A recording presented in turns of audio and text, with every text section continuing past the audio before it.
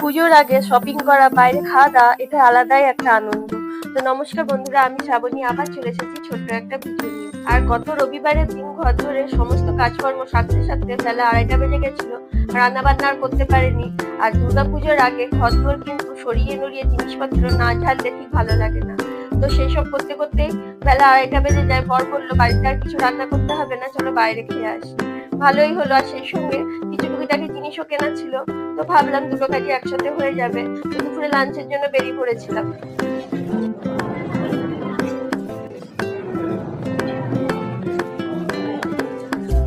আর আমি যখনই এই রেস্টুরেন্টে আসি তখনই ক্রিসপি চিকেনটা অর্ডার করি। এটা খেতে কিন্তু খুব ভালো লাগে।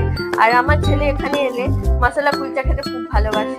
তো দুপুরে খাবার দাবার খুবই ভালো ছিল। যে কটা আইটেম অর্ডার করেছিলাম সব কটাই খেতে খুব ভালো ছিল।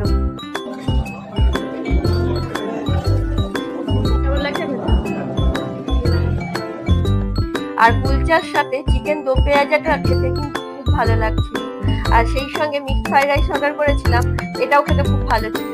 তো দুপুরে খাবার দাবারটা বেশ জমজমাটি ছিল। তারপর খাওয়া দাওয়া সেরে বেরিয়ে পড়েছিলাম একটু শপিং এ, যেটুকু দরকারি জিনিস ছিল সেগুলো কেনার জন্য। আর জুতোর দোকানে তো প্রচন্ডই ভিড়। আর পুজোর তো বেশি দিন নাই, পুজো তো চলেই এলো। এই রবিবার মহালয়া, তারপরেই দুর্গাপুজো।